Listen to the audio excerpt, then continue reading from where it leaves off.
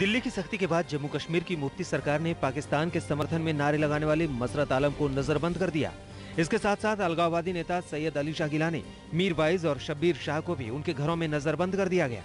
जम्मू कश्मीर सरकार ने गिलानी की अगुवाई में पुलवामा के त्राल में आज होने वाले अलगाववादियों के प्रदर्शन पर भी रोक लगा दी है। मैंने बोला कि फ्लैग्स हमने नहीं लहराए, तो जो लोगों ने उसमें शिरकत की उनमें से किसी ने लहराया होगा, लेकिन हमारी जो रैलियां हैं तो हमारा जो मकसद है, हमारा जो नस्बुलैन है, उसकी आबियारी के लिए, उसको आगे ले जाने के लिए वो रैलियां मुनक्किद होगी, तो उसमें नारेबाजी भी होगी। अलगाववादी मसरत आलम को लेकर बीजेपी ने जम्मू कश्मीर के सीएम मुफ्ती मोहम्मद सईद को सख्त संदेश दिया था। सूत्रों के मुताबिक बीजेपी ने साफ कर दिया था कि मसरत को या तो गिरफ्तार किया जाए या फौरन नजरबंद किया जाए। सूत्रों के मुताबिक बीजेपी ने सीएम मुफ्ती को चेतावनी दी थी कि अगर मसरत को लेकर मांग नहीं मानी तो कैबिनेट की अगली बैठक में बीजेपी के मंत्री शामिल नहीं होंगे। मसरत मामले पर गृह मंत्री राजनाथ सिंह ने भी मुफ्ती मोहम्मद सईद से बात कर जल्द से जल्द कार्रवाई का निर्देश दिया था। जम्मू कश्मीर के मुख्यमंत्री जी से बात की थी और उनसे मैंने यह कहा था कि इस संबंध में कार्रवाई की जानी चाहिए, क्योंकि भारत की धरती पर यदि कोई पाकिस्तान जिंदाबाद का नारा लगाता है तो इसे यह देश किसी भी सूरत में स्वीकार नहीं कर सकता।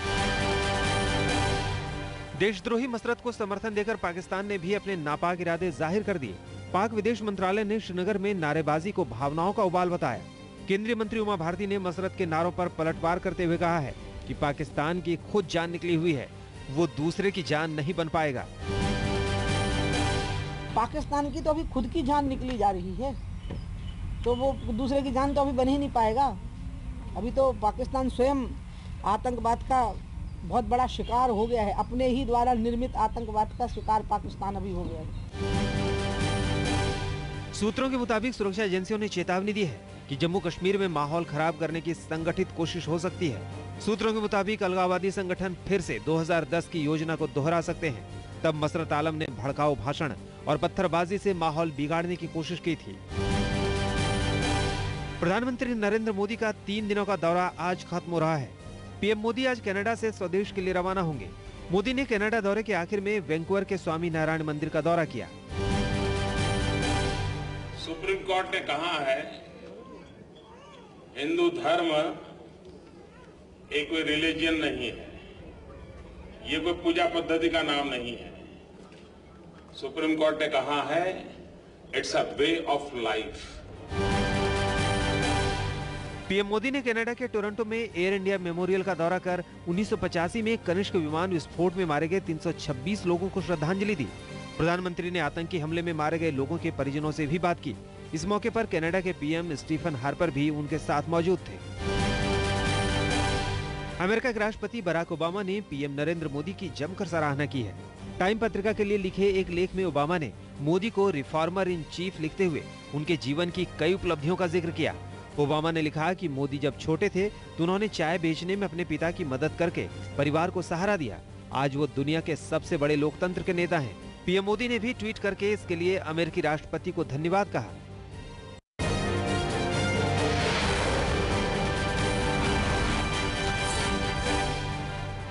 आत्मचिंतन से लौटे कांग्रेस उपाध्यक्ष राहुल गांधी आज से सियासी घमासान में कूद सकते हैं। सूत्रों के मुताबिक राहुल गांधी 19 अप्रैल को होने वाली हाई प्रोफाइल किसान रैली को लेकर आज कांग्रेस सचिवों की बैठक में हिस्सा ले सकते हैं। कांग्रेस महासचिव दिग्विजय सिंह ने आज सुबह 10:30 बजे पार्टी सचिवों की बैठक बुलाई है।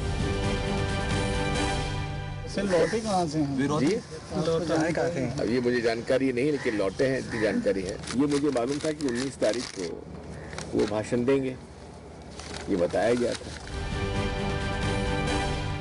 सूत्रों के मुताबिक राहुल गांधी 18 अप्रैल को किसानों के एक प्रतिनिधिमंडल से मिलेंगे। 19 अप्रैल की किसान रैली से पहले राहुल गांधी मीडिया से भी मिलेंगे। संभव है कि कांग्रेस उपाध्यक्ष इस मुलाकात में 59 दिन के सस्पेंस से पर्दा उठाएं। 19 अप्रैल की मेगा किसान रैली के लिए कांग्रेस पूरी ताकत झोंक रही है। वहीं हरियाणा के 2 दिग्गज नेताओं के बीच पगड़ी की जंग छिड़ गई है। हरियाणा के पूर्व मुख्यमंत्री भूपेंद्र सिंह हुड्डा ने अपने समर्थकों को गुलाबी पगड़ी में पहुंचने की अपील की है। वहीं अशोक तंवर ने अपने समर्थकों से पीली टोपी में आने को कहा है। केंद्रीय मंत्री गिरिराज सिंह ने जनता परिवार पर हमला बोला।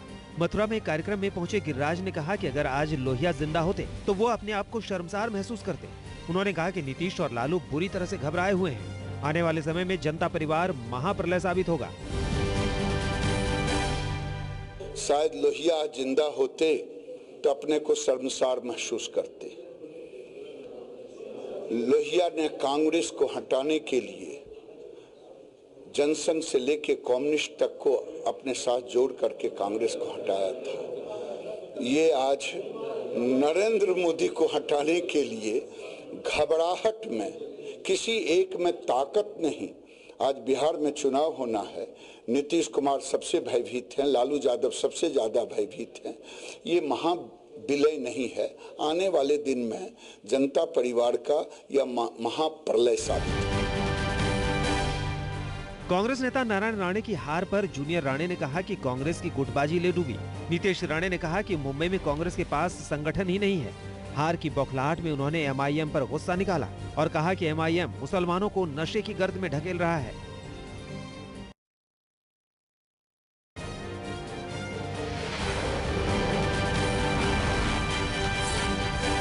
बेमौसम बारिश से परेशान एक किसान परिवार अपने ही बच्चे को गिरवी रखने पर मजबूर हो गया।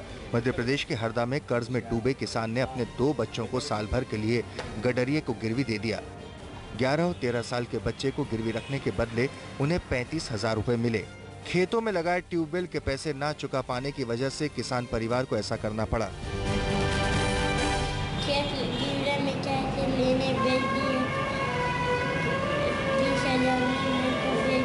किसको बेचा था? कौन लोग को? कौन लोग ले गए? और 12 महीना का जैसा कि अपना 35,000 में रखा, 2,000, एक का 20,000 में, एक 15,000 में। छोरा का धरे टेबल में खोकर आया, 2 छोरा का धरे 35,000 में। बेचा की गिरवी रखा है? गिरवे रखा है, साल के लिए, साल भरी रहेगा ना, फिर आप इसको अच्छा ले जाते हो। यूपी के एटा में बेमौसम बारिश और ओले पड़ने से बर्बाद हुए किसानों ने सरकार के मुआवजे के खिलाफ प्रदर्शन करते हुए फसलों की होली जलाई। प्रदर्शनकारी किसानों ने अखिलेश सरकार से उचित मुआवजा देने की मांग की। सरकार के मुआवजे में किसी किसान को 600 रुपए तो किसी को 800 के चेक मिले हैं। यहाँ पर जो शोषण हो रहा है, 200 रुपए का चेक दिया, 200 का चेक दिया जा रहा है, 300 का चेक दिया जा रहा है, जबकि इन्हें 1600-1700 रुपए का चेक मिलना चाहिए प्रति बीघा के हिसाब से। यहाँ के किसान ने उग्र रूप धारण कर लिया है और अगर शासन का यही हाल रहा तो हम होली जलाते रहेंगे। बद्रीनाथ के कपाट खुलने में सिर्फ 10 दिन बाकी हैं, लेकिन अब भी बद्रीनाथ में 4 से 6 फीट बर्फ है। बद्रीनाथ के लिए रडांग बैंड से 7 किलोमीटर पैदल जाना पड़ रहा है। हाईवे से बर्फ हटाने का काम जारी है। प्रशासन का दावा है कि 20 अप्रैल से पहले तक यात्रा मार्ग को दुरुस्त कर लिया जाएगा। इस बार बेमौसम बर्फबारी से बद्रीनाथ में हालात और भी बिगड़ गए। रांची पुलिस ने नक्सलियों के एक टॉप लीडर को गिरफ्तार किया है। गिरफ्त में आए भाकपा माओवादी के कुख्यात कमांडर और 25 लाख के इनामी पवन उर्फ रोहित ने पुलिस की पूछताछ में कई बड़े खुलासे किए हैं। नक्सली पवन के मुताबिक इस वक्त नेपाल से आए करीब 200 माओवादी झारखंड के जंगलों में युवाओं को ट्रेनिंग दे रहे हैं, जिसका इस्तेमाल बिहार में होने वाले विधानसभा चुनाव के दौरान हिंसक घटनाओं को अंजाम देने में किया जाना था। रोहतक के एक इंजीनियरिंग कॉलेज ने 13 कश्मीरी स्टूडेंट्स को कॉलेज से निकाल दिया। Rohtak institute of engineering and management में इन स्टूडेंट्स का दाखिला प्रधानमंत्री विशेष छात्रवृत्ति योजना के तहत साल 2013 में हुआ था, लेकिन अब कॉलेज प्रबंधन ने फंड न मिलने का हवाला देते हुए इन स्टूडेंट्स को कॉलेज से बाहर का रास्ता दिखा दिया है। कॉलेज से निष्कासन के साथ ही उन्हें हॉस्टल से भी निकाल दिया गया है। गैप ईयर छात्रों के लिए खुशखबरी है। दिल्ली यूनिवर्सिटी की एक कमेटी ने सभी कॉलेजों को निर्देश दिया है कि गैप ईयर छात्रों को भी फ्रेशर समझा जाए और दाखिले में उनके साथ किसी तरह का भेदभाव न हो।